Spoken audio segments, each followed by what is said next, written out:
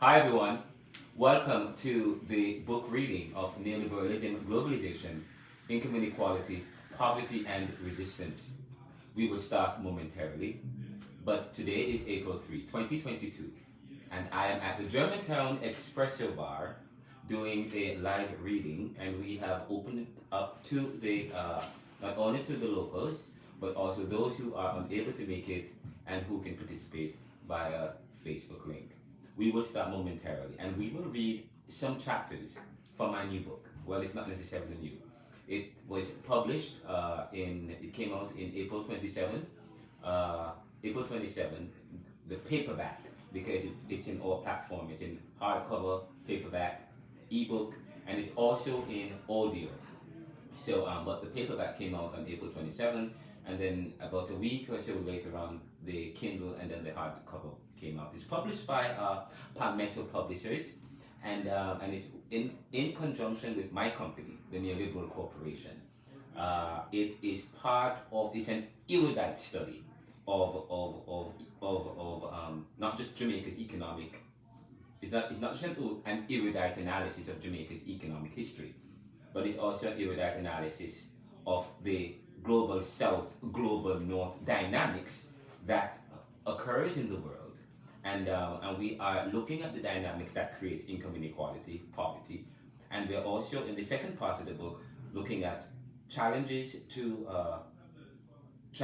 resistance, challenges to resolve some of the issues that create income inequality, poverty, and resistance. It is a deep book. It is esoteric. It is analytical. It is critical. It deconstructs history and philosophy, and it provides an opportunity for us to explore the dynamics of society, especially in a macroscopic basis, looking at the global north as against the global south. So we will begin momentarily.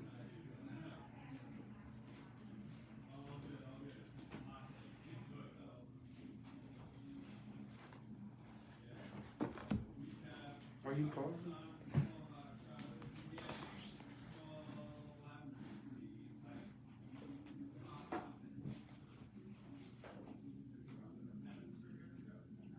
We're waiting for other persons to come. I believe that Michael is also downstairs waiting for his stuff.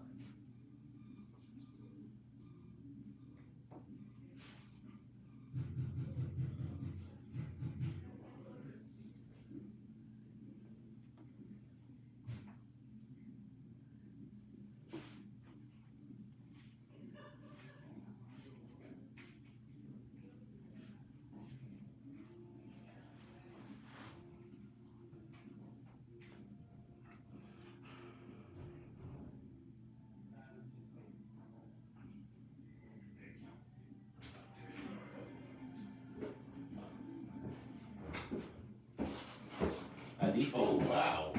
It's nice up here. It is. It is very nice, yes. This would make a nice bedroom. While we wait, I will play. You gonna play some music? You said it was out of tune. It's kind of confusing, but it still sounds their shape.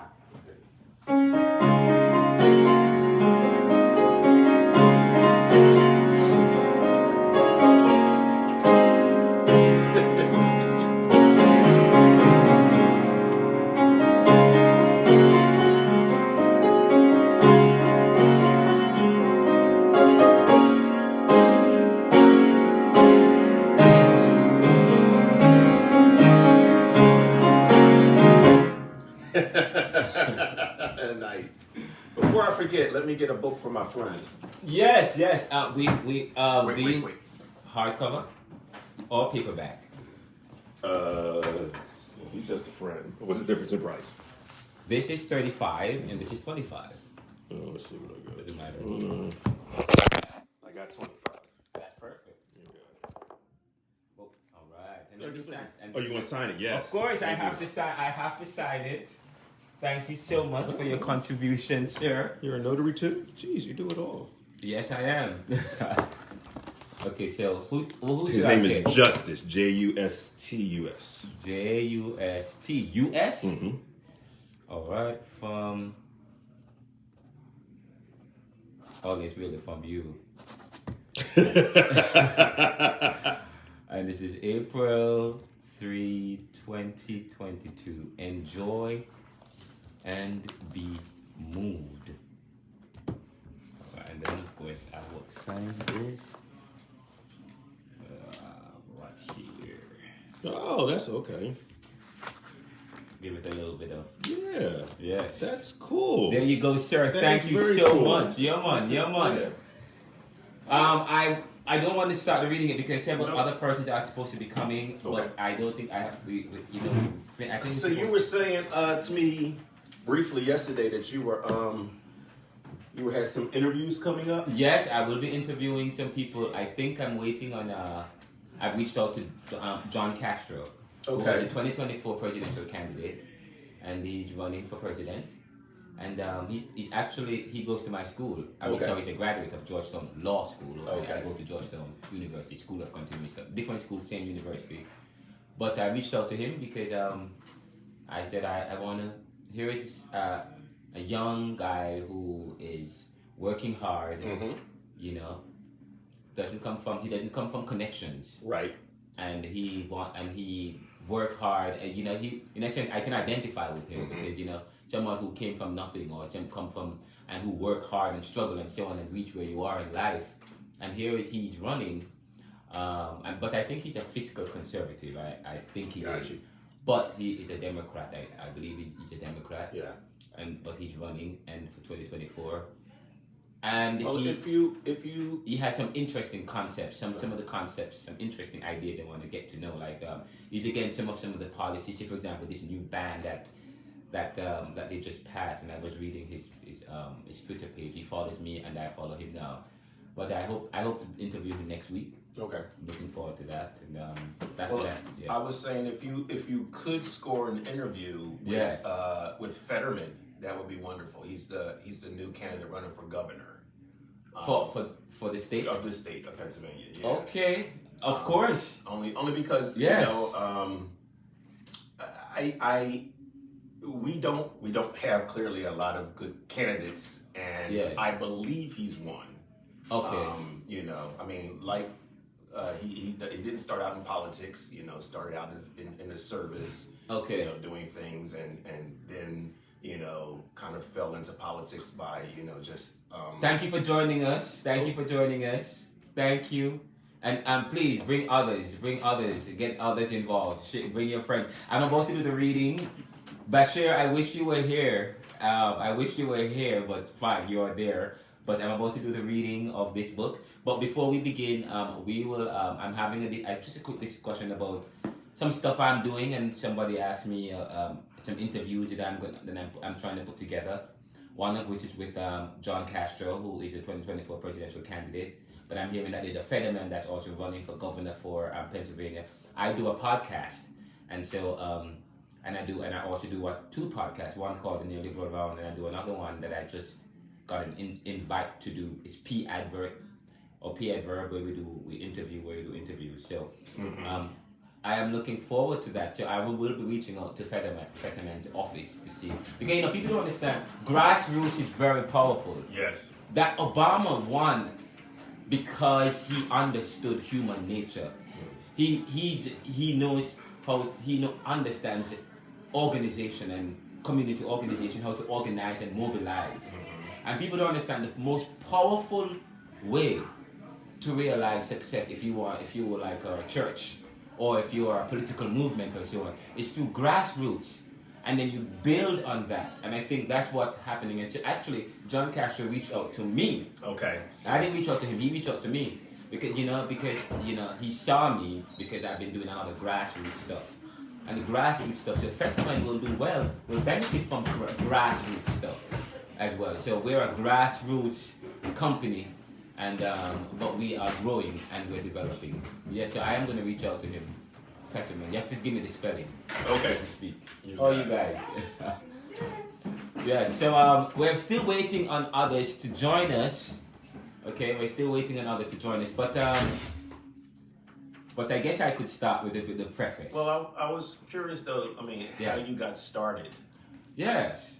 how I got started with all things. Well, I mean, how did the book? The book. Are you? Were you? I know you were going to do a reading, but I wasn't sure. But that's if we were good. going to talk Good about, question. how So the book came about. When I came to the U.S. in 2009, I decided to. I wanted to go to. I wanted to do. I was already in grad school when I came here, so I wanted to continue my studies, my master's. I was doing a master of philosophy in Jamaica, and then I transferred and did a master's of clinical psychology. Yeah, because my area was theology, psychology, clinical psychology, counseling psychology. Those were some of the, and I also studied economics and business. So I come from a wide background, and I was also interested in politics. But when I came here, I said I wanted to study, do something that was more interdisciplinary, so that I can, because I wasn't sure what I wanted to do when I came here. But so I got into Penn, and when I got into Penn as a provisional student. They said that I got into Temple, I got into Drexel, but then I applied to Penn. Then somebody said, "Why don't you apply to Penn?" I'm like, "No, Penn is a very good school. I am not going to get into Penn, please." But they said, "No, you seem smart, man. Apply." So I applied, and I got into Penn, and they made me a provisional student. But and they said you have to get all A's. First semester, you have to get recommendations from 2 professors, good recommendations. So I'm like, I can do that because I love challenges. I like to be pushed. So I'm like, oh, this is easy. I can do this. So after the first semester, of course, I got all A's. Okay, and I got glowing recommendations from 2 of the professors who actually helped me to work on this. 2 professors which I find quite. Martin Oppenheimer, who wrote the Hate Handbook and the State of Modern America. He's Professor Emeritus at Rutgers, but he was one of my advisors at Penn. But I did a course with him called Inequality Matters. And I also did a course with Rita Barnard called Life and Debt, where I was introduced to a book written by Jamaica Kincock, written by Stephanie Black, called A Small Place. And it was about Antigua. It was about how Antigua, the book was about how Antigua, why Antigua is in a political or economic situation that they're in now, in terms of why are these countries poor? Why do they struggle, compared to these other countries after independence and so on and so forth? And Antigua is an English-speaking Caribbean island like Jamaica, Trinidad, but they are very small. But it looks at the political and economic situation of these countries, and it's similar to what's going on in Jamaica. In a sense, you can transport what's going on in Antigua, or some of these other small English-speaking Caribbean islands, and it's the same situation in Jamaica and other parts of the global South country. So I watched the film Life and Debt. So they did this Netflix film Life and Debt, which the book is based off the book, A Small Place by Stephanie Black, and they did a Netflix film. And when they did the film, it was about this Jamaica and globalization and IMF and crime, and I was interested in that some more about the IMF and the WTO, and I started to realize that part of the problem in Jamaica and the Caribbean in terms of their lack of development, lack of finances, some of it stems from international arrangements, the WTO and so on. And in a sense, some of it was unfair, and it is strategic, because I'm looking at how is it that they are creating policies to govern international arrangements, to create globalization, which is crossing borders, while at the same time these small countries, they're just becoming independent, 1960s, 70s, they're just becoming independent, but yet still they are being asked to open up borders and to do things that other countries are being asked to do, and they're already ahead of the game. Right. And not only that did we learn that I realized that, say for example, WTO is forcing Jamaica and other countries to open up their economies and preventing them from subsidizing their local farmers and so on. But in the US and in other post-industrial countries, they were subsidizing their farmers and so on. In Jamaica, what happened? They destroyed the local economy, the milk and the cattle, and so we don't have a market. So now Jamaicans have to turn to imports, and a lot of these other countries, and that's what happened.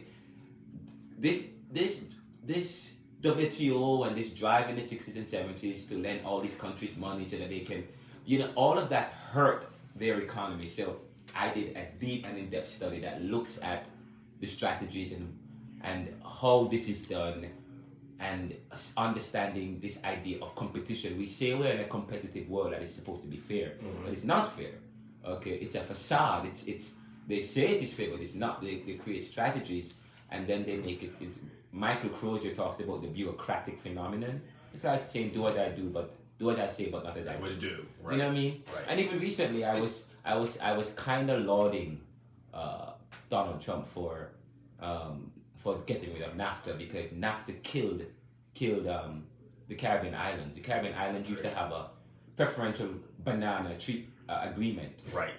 And so they would export bananas, and the banana industry was booming in Jamaica. But until NAFTA, and they forced forced WTO to apply pressure to the Caribbean, say, hey, no, they can't have a preferential treatment. You know why? Because Mexico, like Chiquita banana, and right. They were part of NAFTA. They wanted a market. They wanted to export to Europe and so on. So they tried to what they did. They said, no, they can't have a preferential treatment with this. It's not fair. Mm-hmm. But the argument was that these countries are just developing. They just got independence. And they're just developing it, and they are vulnerable small states. Of course, they need a preferential treatment. Right. How can they get involved? Grow. Compete? Exactly. Yes. Right. So what happened? The strategies of the 60s and the 70s and the 80s, okay, and even the 90s, was stifling. It did not. They say it was supposed to create a market and to open up the economy and to make other countries grow and so on, but it didn't do that. Well, not to those countries. Not to those countries. To countries that they, the post-industrial countries benefit, right. because they had multinationalism and transnationalism.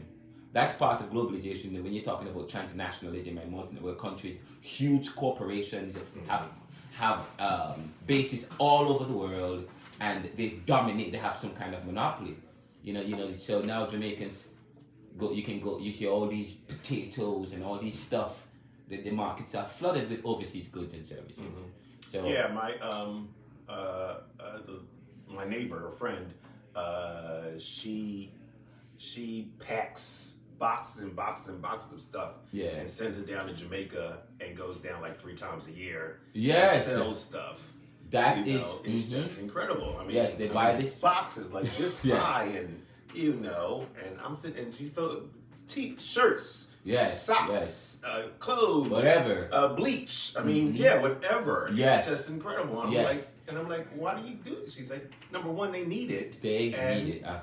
And during COVID, it was very difficult. And in fact, Vice President Kamala Harris is in Jamaica. You might know. She went to Jamaica. In fact, she's in Jamaica, and she's actually having conversations and talks with the Jamaican government, and there was a live broadcast between her and between Vice President Kamala and the Prime Minister of Jamaica, Andrew Holness, a very good friend of mine. Well, I say friend, but I don't know him very, very, very well, but I'm familiar with him. He doesn't remember me, but he is they've been talking about how the U.S. can be a meaningful partner in Jamaica, and they're talking about how America can get more involved and the kind of aid that would really, because I think Jamaica's problem is money. Of course, they lack money, and not only that, capital intensive stuff in order to become independent. You want to be at least develop some kind of prosperity. Trade is important. Independence, interdependence between countries, that's very important within the 21st century. But at the same time, you have to be a strong state. You have to be vulnerable. You have to have some level of specialization and to be able to develop that. Say, for example, Jamaica have bauxite, but they don't have much ownership over their bauxite, or they don't gain as much from having bauxite as a resource, because they don't have the equipment or the capital to be able to mine the bauxite and to turn it into aluminium and so on and so forth. Gotcha. So they're all part of our countries or other post-industrial countries that come to Jamaica that are heavily invested. Right. And they take away the money, the capital, and indeed, the resources. You know? So that's part. So I think part of the Caribbean as well is the ability to be able to become self-sufficient in some things and in some ways, especially so that they can minimize or rise above exogenous shocks or when like things like COVID. When COVID happened, what happened to these countries? You know, so that, and it's not just a Jamaican thing. It's not just it's a global South and small states and countries that are struggling or developing, and so those are some of the issues that I talk about in my book. Okay. And I talk about them because in order for us to resolve some of these issues, we have to talk about them. And say, for example, the kind of help that the IMF and the World Bank and some of these international organizations are providing to some of these small countries, it's not help. It doesn't help. In other words, it only makes them look. Because the question is, what am I getting out of this? And more often than not, they protect their interests. And so if we want to help these countries, and we want to deal with the issue of immigration, resolve the issue, because people want to talk about immigration issue and travel, and in order for you to resolve this issue, the immigration issue, you have to resolve unfairness within global competition, one. Okay. And two, you have to ensure that you're not only focused on winners and losers, but the losers are also, there is some kind of help for the losers, and by the people who win as against the people who lose. The third thing is that you have to help the people how they need to be helped. And how do you help them? By studying them and understanding what's going on in their country, because every country is different. Every country is unique. You know, say for example, I know Jamaica. They say, okay, let's focus on tourism in Jamaica. But tourism is, I've oftentimes said that you're making the island or these countries, you're turning them into it's a hospitality mecca, but it's like, I would say, a culture for servitude, a culture of servants, where we can't afford to enjoy our paradise, or Jamaicans or the Caribbean, but they make it in such a way that other people can enjoy the paradise. And then who owns the hotels? You know, a lot of the hotels are owned by overseas people from and you talk Europeans, about by Jamaica. When you talk about who owns Jamaica, I think that's part of the thing. A lot of the companies and so on are privatized, and so you find one of the problems we have in Jamaica was that one of my studies, when you look at the book, there's one aspect of the study where I was looking at Jamaica's income or revenue, the gross national and the net national. When you look at gross national income, and you go from gross national to net national income, the gross national income is like you make $1 million for pay, and then for your gross pay, and then your net pay, you ended up getting 100,000. I mean, for $1 million, you get $1 million. Jamaica, the gross. A lot of money. There's a lot of revenue in Jamaica. When you and I delve into that in my book. Millions of dollars is made within the Caribbean, and there is an opportunity to make a lot of money. But where does the money doesn't stay in Jamaica? Most of the revenues go back as royalties or payments to pay bills and debt overseas. So what do they have left with? You know what I mean? So, and then there is no social safety net for some of these countries. Barbados have a social safety net, which I commend Barbados. I think Barbados is one of the most ideal Caribbean islands because they are not constricted by global arrangements. That's what I like about global. And I'm writing a book called Power. I'm writing a book called Privilege, Power, Position, and Status, and Secrets to Unlocking Divine Intervention. Power and privilege. Because, say for example, Jamaica is a Christian country, and I believe certain rules, as a Christian, as a Christian country, they think they should abide by certain rules because they want to be good Christians. Barbados is like, I don't care what arrangement I'm going to do this. Okay? So they weren't affected as much by globalization or by structural adjustment as were some other Caribbean islands, Jamaica's per se, and Guyana, because of the decisions they made. They did not, they felt as though their hands were tied or constricted. They went outside of the arrangement and do other things. They were very creative. So, and that is what we need. We need the Caribbean islands to be able to take bold steps.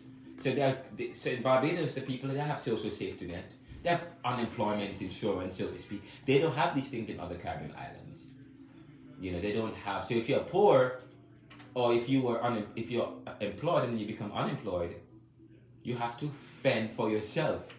Okay, there is no program for people to save those people because they don't have enough funding. So that's what we're meant to do. But anyway, so I wanted to understand that reading, watching, and the film Life and Death talks about that. But I went deeper in the book when I started, because I said I'm an immigrant from Jamaica. But why is it that Jamaica? What is it that creates poor? I mean, why is it that the Caribbean islands and the developing countries are so poor compared to the other countries? Why is it that globalization hasn't affected them? Because I was reading somewhere where it says globalization was supposed to be the sine qua non of development. It was supposed to be the equation that leads to development and so on and prosperity. But that's not what you have. So it was creating winners and losers in many countries. So that was what really drove me. I wanted to understand, and so I used data, and I studied statistics, poverty figures, consumption figures, income figures, comparing countries per capita. So the study is also economic. A lot of economics is in the book, but it's also anthropological, because I also interview people, talk with people, perused the archives, looked at WTO documents, financial reports from the 1950s all the way up to 2000 and at the time up to 2012. But the book, I continued writing the book beyond that. So I did research that looks at poverty figures and so on. And one of the things that you will find that I say in the book, that poverty, in a sense, the overall poverty has been declining since 1955 up to now, but but it's been up and down. And that's the problem in Jamaica. If you study Jamaica and the Caribbean and some of these developing, the problem with the developing states, it's sporadic. Their development is sporadic. It's as if there are catch periods, moments when they have significant growth and development, and then moments where they do not. And then the thing is, there is some room to preserve the country when they are in moments of decline. So this is a situation. What are you going to read to us about? So I'm going to read I guess I'm going to start from. I guess I could start from the preface, and then I want to go to another chapter, because it's not just about Jamaica. I also interviewed people in Philadelphia on the streets, because I just said the book is two-part, part one and part two. Because not only am I looking at Jamaica, I'm looking at vulnerable peoples in the world. Vulnerable peoples who are poor. Vulnerable peoples. What is it that make poor people poor, and what are we doing about it? So I want to read a chapter, two chapters, one from the first part of the book and one from the other part of the book. And probably I should read. I like reading the preface of the book, because it gives you a feel of what's going on. So I say, when we hear of Jamaica or the Caribbean, we think of beautiful islands of paradise with sun, sea, and sand, reggae music, cannabis, and airy people like Usain Bolt, people who are living out their best dreams, desires, and lives. But this book analyzes this motif, this idea. Motif is idea. Given the historical and current economic and political situation in Jamaica and the Caribbean and the global south. In an attempt to escape the adverse realities of poverty, inequality, and injustice, the people of the global south find themselves in North metropolises with very little agency and minimal change to their lives. So here we're talking about, this part is important because I'm giving you a view here, not just of the local, but of the global. When we talk about the global, moving from the local to the global, because, okay, the immigrant moving from his local global south to the global north. So the global north is also the diaspora, people who live outside of the realities of the global south, okay? But also in the realities of the global north, post-industrial countries. So I said, anyway, in fact, except for the use of cleaning neoliberal waste, the immigrant is usually portrayed as an alien with 3 heads and big sharp teeth, seeking to steal and destroy the profit and disrupt society. As such, and that's how they are made up to be, especially during, you could tell that this part, I always tell people, when you want to understand a book, especially an academic book, you have to find out the context. It's very important for you to read the preface and the author's note and the acknowledgement, because it gives you the theoretical basis of the book. So when I say to you, when I say the immigrant is usually portrayed as an alien with 3 heads and big sharp teeth, seeking to steal and destroy the profit and disrupt society. Between 2014 to 2018, there's this big issue of the immigration issue was a big issue in America. It's always an issue, but it became an issue, and there was a big discussion about immigration and the value of immigrants and whether or not immigrants are valuable. And whenever we start talking about immigration issue within a post-industrial country, the immigrant is made to look like an alien who, with big sharp teeth, seeking to steal and destroy the profit and disrupt society. So of course it is within that backdrop, because when I was about to publish this book, this particular section was not included. Okay, but at the time there was a strong divide about this new immigration thrust. So as such, we will discuss the profit. We will discuss Black, Brown, and Pan-African struggles for economic prosperity, justice, and freedom, and consider efforts, abilities, or inabilities to chart their own futures since decolonization and realize real political independence and economic prosperity.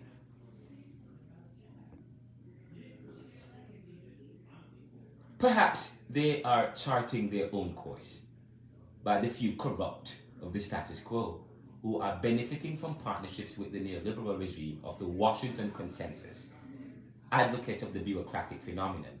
And I'm going to explain what I mean by that. While the masses are left behind. John Williamson, the inventor of the term Washington Consensus, believes the term has 2 quite different meanings. First is the meaning he gave the term, which involved consensus around a set of 10 policy reforms, which he believed were widely accepted as beneficial by economists. In the original formulation, these were fiscal discipline, a redirection of public expenditure priorities toward fields offering both high economic returns and the potential to improve income distribution, such as primary health care, primary education, and infrastructure. So we're talking about what we mean by this Washington Consensus. So there are some tenets. So the first one is fiscal discipline. The second one is redirection of public expenditure. The third one is tax reform to lower marginal rates. The fourth, so you have to reform your tax rate. Interest rate liberalization. You have to also reform. You have to liberalize your interest rate. Competitive exchange rate. So Jamaica's exchange rate was very competitive, but then they also have to make adjustments to their exchange rate. They have to liberalize the FDI flows, privatization. They have to privatize a lot of the public sector companies, deregulate in the sense of abolishing barriers to entry and exit, secure property rights. Second is the meaning of the term acquired, market fundamentalism, laissez-faire, economics. Let us bash the state. The market will resolve everything. For our examination, we will use the term in the latter rather than the former common usage to denote the power dynamic at play in neoliberal globalization and neoliberalism.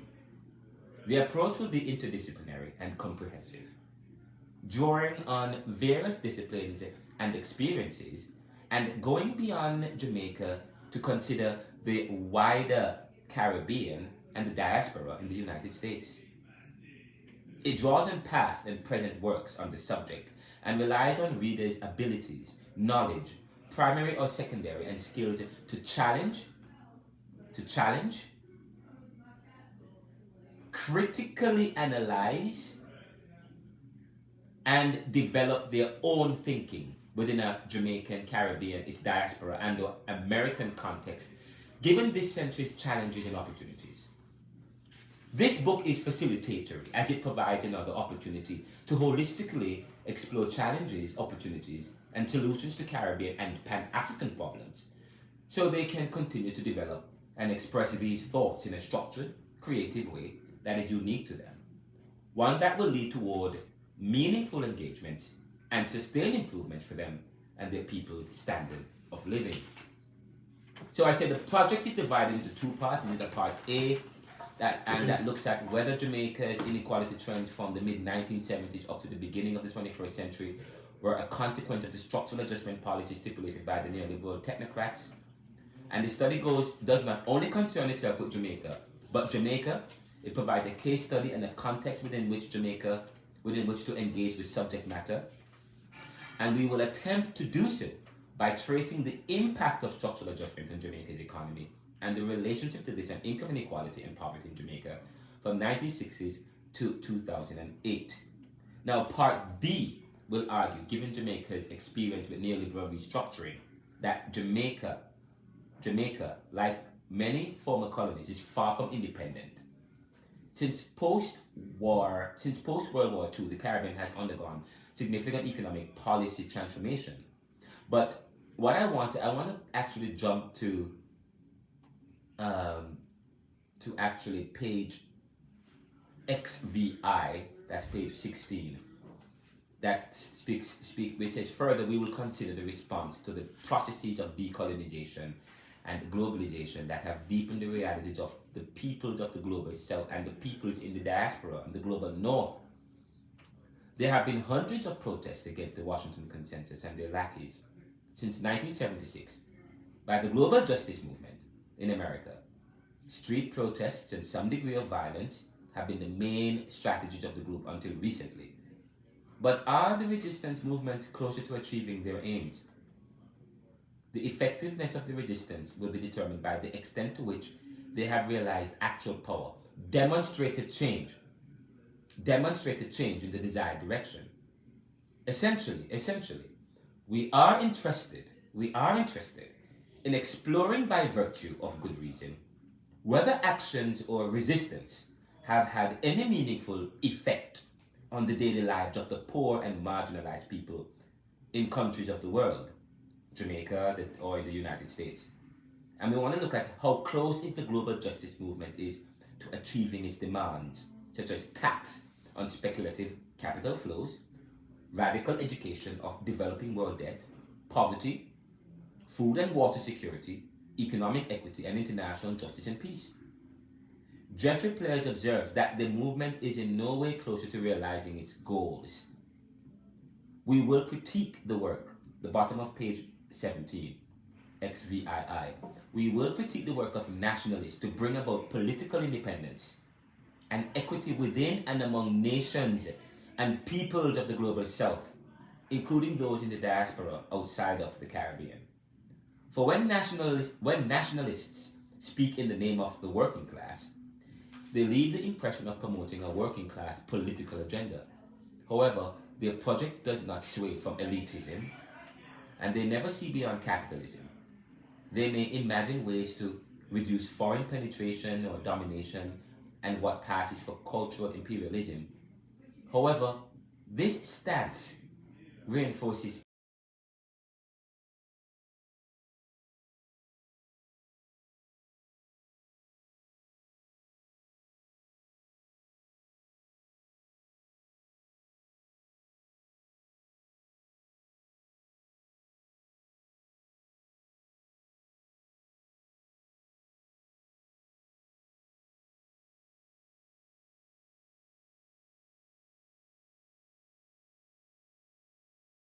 of Black Lives Matter movement.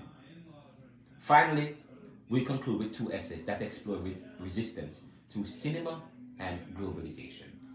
And we lift up 2 films. So we talk about that. That's the preface of the book. And I hope you guys get a chance to really delve into it. And I'm going to read another part of the book because I did an anthropological. There's a particular reading that I want to share with you. And I think that's one of the most powerful parts of the book, which I really want to spend some time to share with you. As I said, I was at the corner of Shelton Avenue and True Avenue, and I had a conversation with somebody, and it was quite interesting. So I want to read lift up some very important posts that I have for you. Let me see if I could find it. Hold on, just a second. Here. Okay, here. I think I'm going to start from here. Does Jamaica provide any lessons for small countries with big debt? Pitch? Oh, page 121. I want to go to page 121, but there is actually, that's not the page I want to look at. I'm actually justice movement resistance, blah blah blah blah blah. Okay, not that particular part. All right, congressional law, not that section here. The independence myth body is like, okay, that's not the section. I'm trying to find. This is about carrying.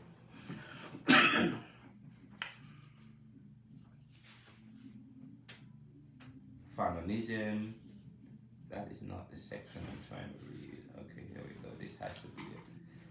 But I had a conversation with someone recently, which I included in the book, and I don't know why I am having. Okay, let me look at the table of contents to see if I could find it. I wanted to share a conversation I had, which I included in the book, from the American Civil War to the end of the 19th century. Blah blah blah blah blah. Okay, here we go. Page 183. Blah blah blah situation. Blah blah blah. Global justice movement. Garbage. From Black Power to Global Justice Movement. I am trying to maintain the status quo. Black lives nullifies crime. On diluting corruption. Chapter 10 is. Here we go. Page 231.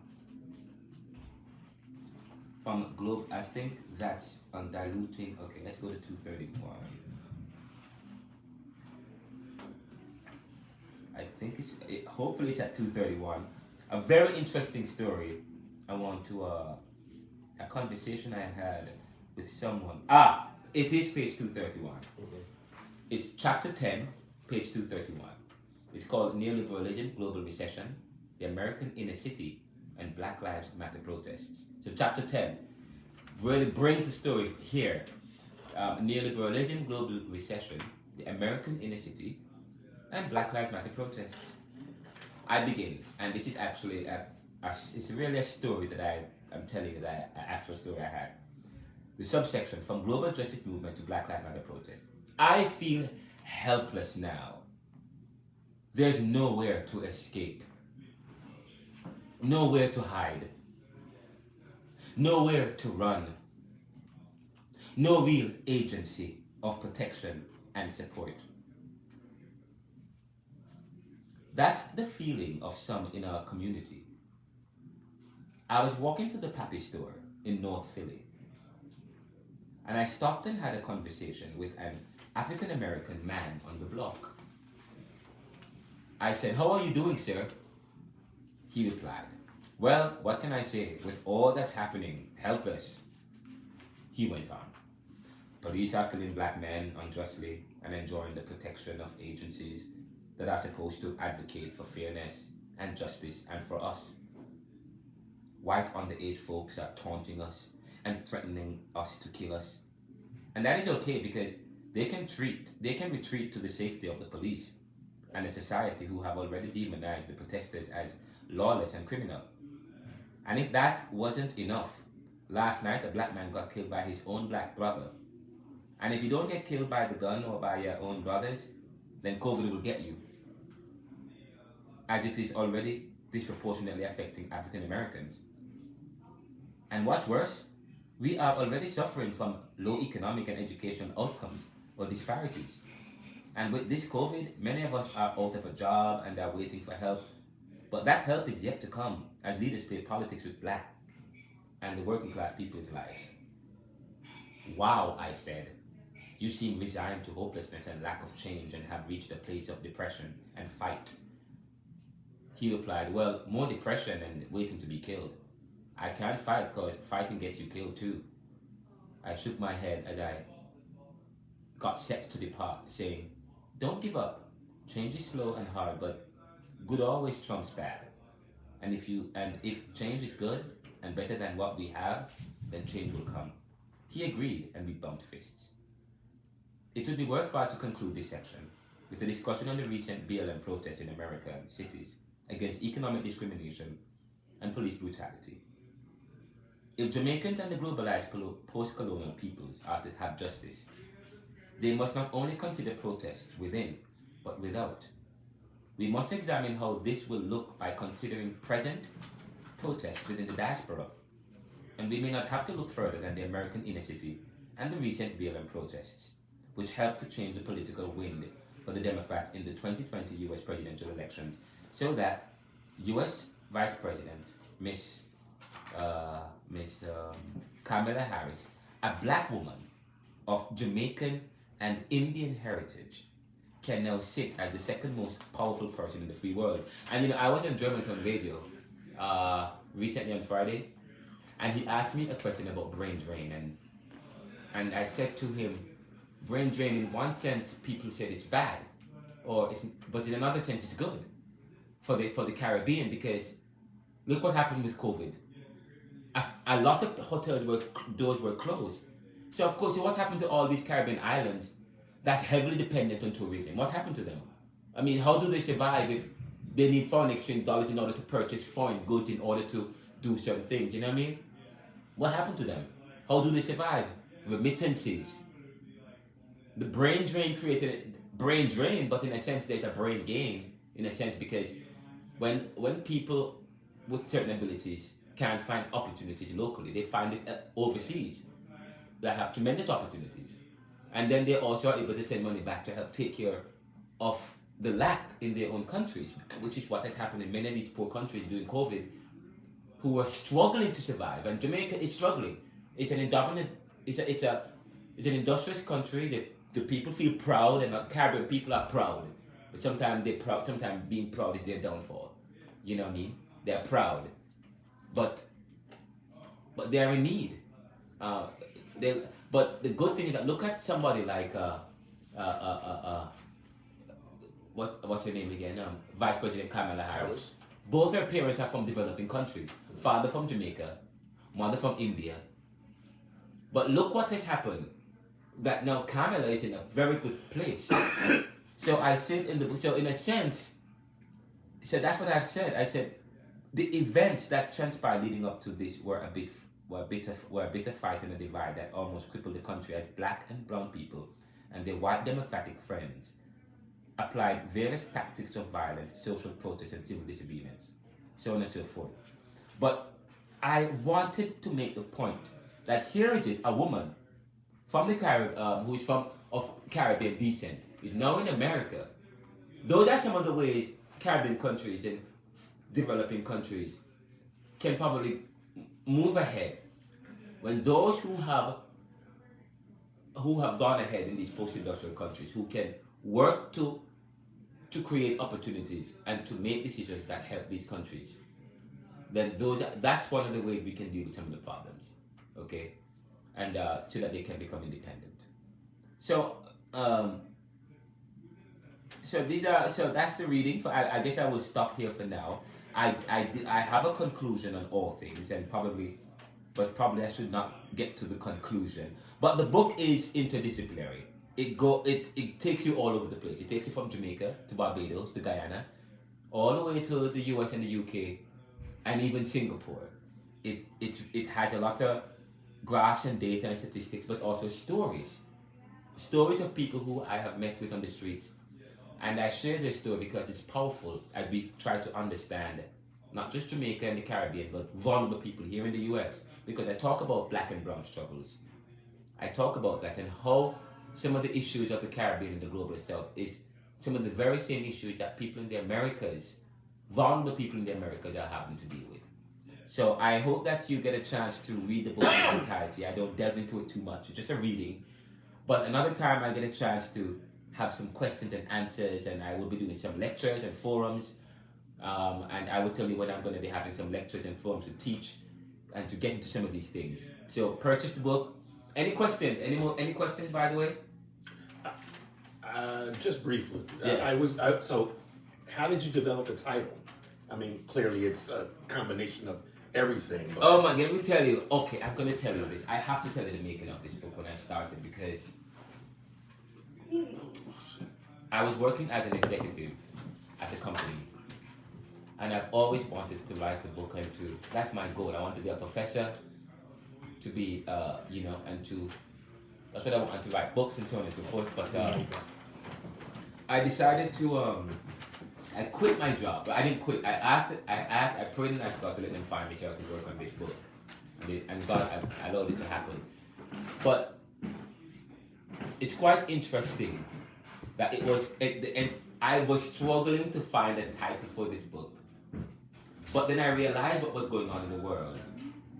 And the issue of globalization is met with the issue of immigration, and I talk about that. Mm-hmm. But the book was really looking at income inequality, and I used the Gini coefficient in the book, the Gini coefficient, to study income inequality. This is what economics usually study, because a number between 0 and 1 or whatever. When you study Gini coefficient, plotting on the graphs and so on, incomes and consumption values and so on, you can arrive at the Gini coefficient, which suggests how elastic the inequality is within a particular country, and then you can map it against other countries. So that's what I did. So it's detailed. So it's about income inequality, and to be, it was independently published. I published it, but my company, but I work with a team of editors and several professors and scholars. But I said, I want people to read my book, and in order for me to, people need to understand what this book is about. So if I wanted a title that speaks to what is in the book, and as an academic and as someone who also teaches college students, I tell my students, when you pick up a book, you should be able to know what the book is about. That is very important. Although you don't read a book by its cover, right? But I don't want to hide the truth. I'm trying to. Communication is to make popular what was the monopoly. Okay? So you pick up my book, I was very careful about the graphics. I chose the graphics. You look at the US flag at the top, and at the bottom you have the Jamaican flag. But what's going on? You see, it's as if globalization is happening, but in a sense, it's taking over Jamaica, in a sense, yes? Mm-hmm. It's Jamaica, in a sense, is serving the North, the global South, serving the global north. That the dynamic of the global south, global north dynamic. So when you look at it, that's what the image, the graphics, that's why I have the flag like that. And then neoliberalism is really, what is neoliberalism? It's really neo and liberal. Neo means new, liberal means free. So it's like, but it really means breaking down barriers so that to facilitate trade.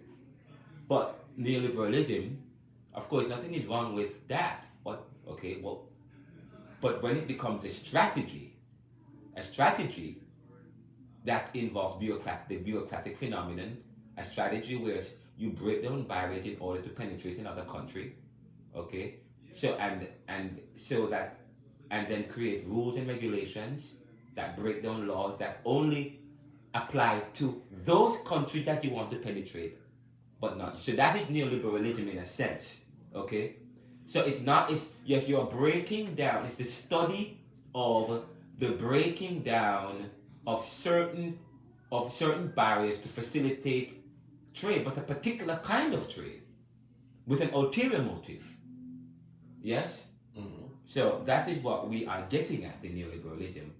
So when you speak about neoliberalism, you cannot separate it from globalization.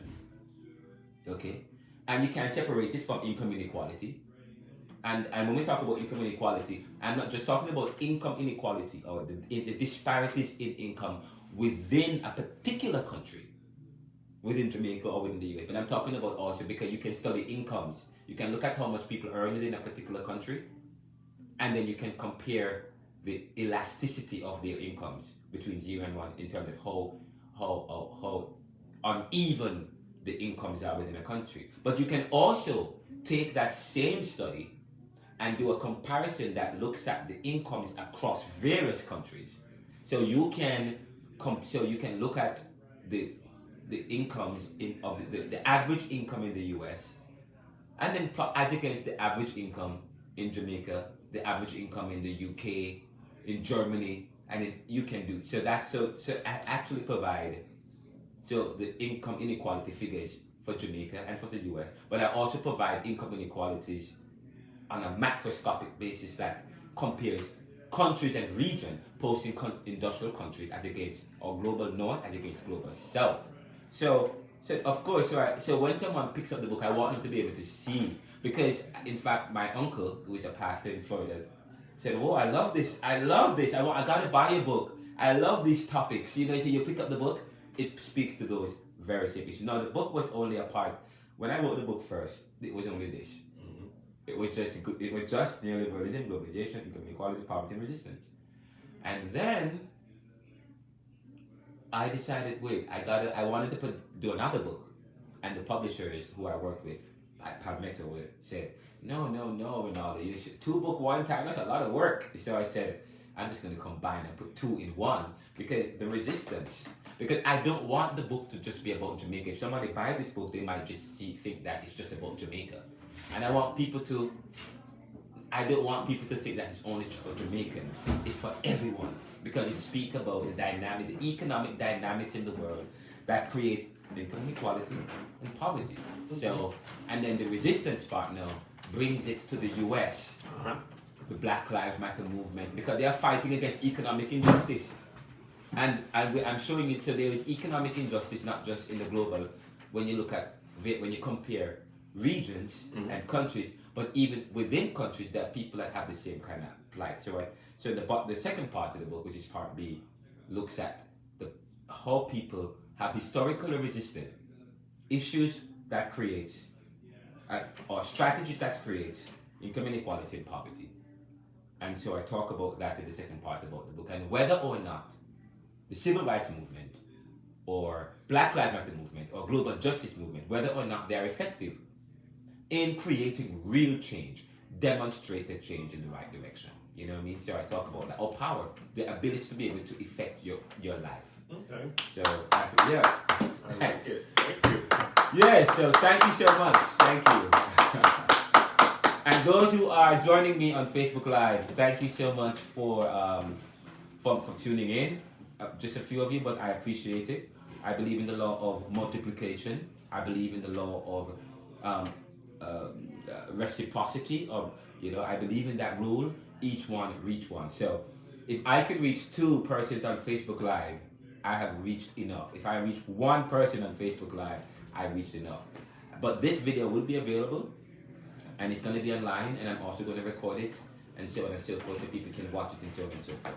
And join me later today on the Neoliberal Round podcast, where I have an exciting topic to discuss on my podcast today. It's a part 2 or part 3 of a topic that I'm working on that looks at reimagining peoples within neoliberal capitalism.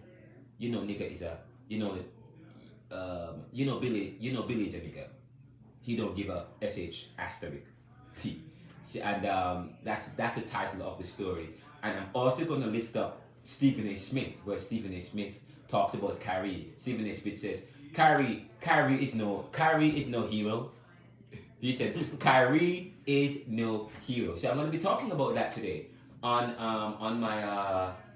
the Neoliberal Round podcast. later on today. I will record it and then it'll be available at midnight tonight or tomorrow. But it's going to be explosive. Continue to check out my podcast, and I have an interview coming up with John Castro, the 2024 presidential candidate. Again, look out for my interview with John Anthony Castro, the 2024 presidential candidate. That will be coming on my next podcast at the Neoliberalism after this one that I do later on tonight. Thank you so much, and share what I'm doing here with your friends. Take care. Nice.